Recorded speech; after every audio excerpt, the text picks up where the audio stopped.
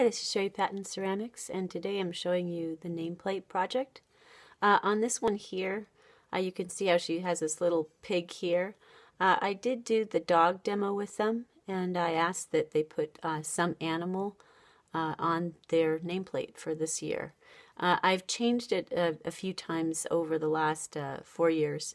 I try to tell them not to put, food that's bad for them on their nameplate, simply because, seeing it there in their room displayed, it makes them think about those things that, aren't very nutritious. But, some of them just really want to do that, so I can't stop them. It's their creativity. This one is, really a good example of how people can use their letters as objects. And I'm going to show you a couple more here, and then we'll go on from there. So what people like to do. This student really loves animals. This is a theme one, and another theme one with Alice in Wonderland. Favorite holiday. And this one actually has her as a doctor. I did do a demo with human head making before they did this project that year. So they kind of change from year to year. Everyone's work goes in the display case, so try and do your best work. That's what it says up there. It really helps them if they know that, they're going to be responsible for the outcome. Everyone's going to see it. And this is with the different shaped nameplate. If you want, that can be part of your requirements for the project. This is a more simple one, and so for lower grades, things like that, you'll get more simple things like this, but they're still pretty cool.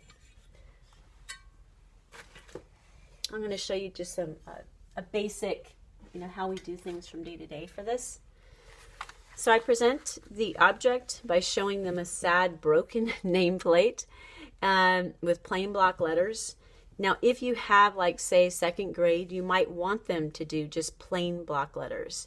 But I talk to them, since they're high school, I talk to them about how we are all individuals, and students brainstorm, and I make a poster of things that they like to do, see, and goals to the future, so they can choose what they want to do. And the videos that I do with students that are on my channel, the first day that they're actually doing the demo part is musical note, heart, and the graduation hat. Now remember, I have 1.5 hour classes for this. The next day, skateboard, 3D crown, and the flower. The next day, a football and an iPhone. The earbud, I just show them. Day 5, I do the bird with them and the video game controller. And day 6, I do the dog with them.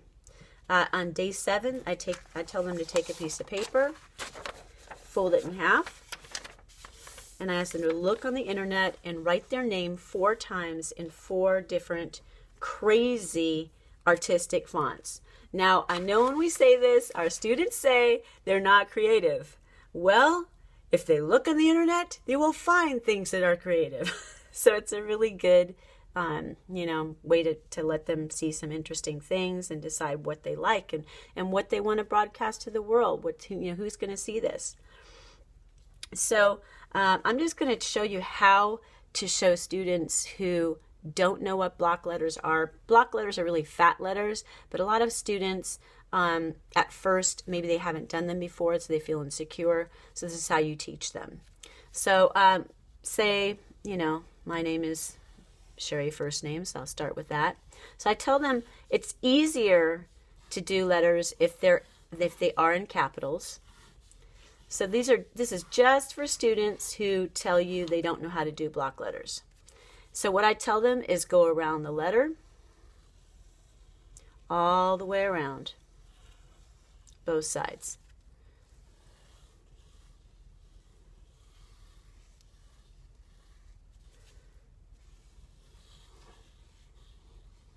Okay, you get the idea. They do the whole name.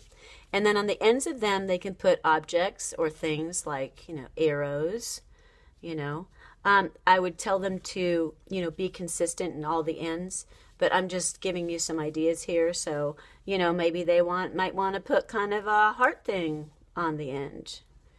You know, maybe they might want to put a little smiley guy on the end. You know, there's just like a million different things that they could do. Sky's the limit.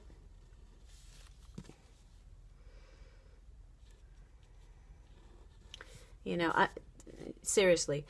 So it's really easy that way to teach them how. And then let's see, next step, they'll do 4 different fonts. So 1, 2, 3, 4. They'll choose their favorite one and they'll color it. And this is a good time to talk to them about contrast, about having light colors with dark colors, about value. So this would be like, you know, consistently this font, and then maybe consistently this font, consistently this font. Tell them that they will be graded on their creativity, on how complex it is, because they're going to be much more fun if it's, you know, really interesting letters. And this is an art class.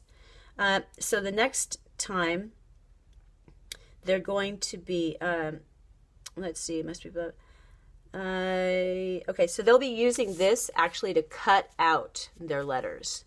I usually do have to tell the students that they must make it about 1.5 inches high, because it's just too easy if it's 1 inch. So that's another way of making it easier if you want to make it easier also. So making a slab of clay is the next step. And what I tell them is this is the largest that they can make it. But that's because I had limitations of the kiln size. So all you're going to do is have them get a piece of clay and squish it out.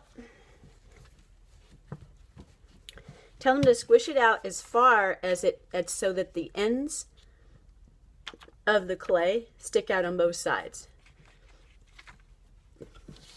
And then they're going to roll it. And I'm going to post that paper that I just wrote up for you guys on my blog, Sherri Patten Ceramics. This is a great project for talking to them about the principles of design, elements of art, if you have younger students.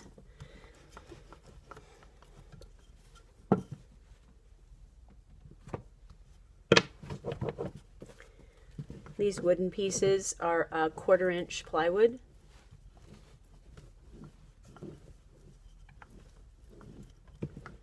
I'm still seeing a couple little lines here, so I'm going to roll it out a little bit more. It means it is not quite ready.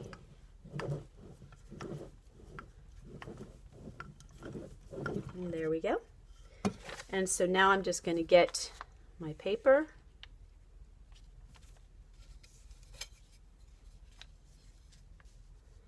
I always tell them to take a ruler or to take their paper with the ruler or the plywood on top to cut these nameplates out, because if you don't have them do that and they just use the paper clip, most often it doesn't end up even at all.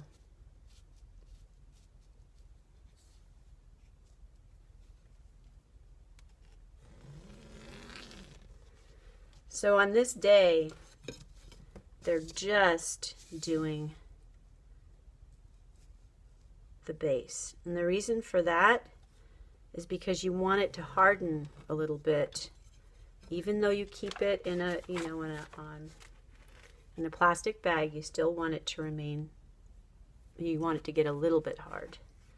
So, and then I just want to show you one other thing. So that's the basic nameplate. After you do that as a class, make sure and have them write their name and the period number on the ugly side, because otherwise, these things get mixed up. And if you have 2 people or 3 people with the same name in your class, like I often do, it can get to be an issue.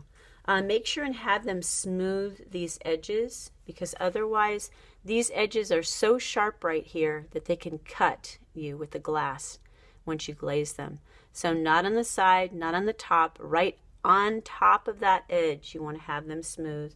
You want to make sure that they actually hold the clay with the other hand, and the same goes for here. Okay, so that's your basic base. So all their objects and their name would go there. And then on the name transference day, you have them just take their paper, take a pencil,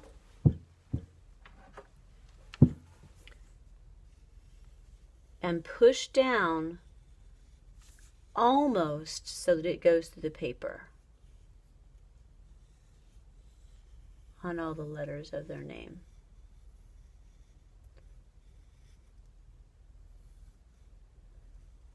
Colored pencils work just as well. I know a lot of us have those just sitting around in our classroom. So they would go through all of the letters of their name, but I don't have to show you that. And then they'd go back and cut it out. Just going to do a quick job for you here. And that's the start of it. So the next step after doing the letters, of course, is to make the objects.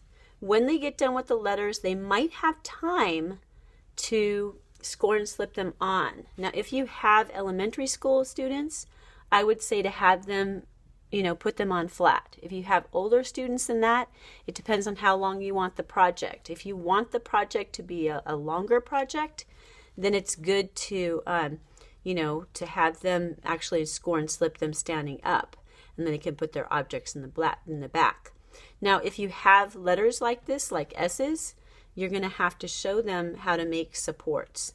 So making supports, I always tell them to just get a piece of clay and put more force on this side when they're pushing the clay down. And that makes it thinner on this side, thicker on this side. And then you would decide where, they would decide where they want to support the letter.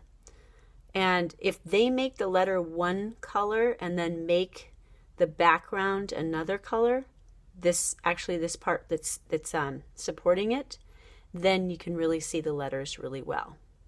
So this, they would cut off. It also makes it easier if they make it above this little stand. If they make it so that it stands above the base, then what they can do is glaze this the same color as they glaze the stand, and then it goes together and it looks really good.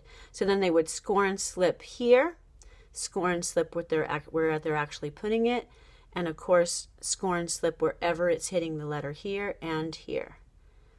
And that's it. I hope that you enjoy the project. Take care.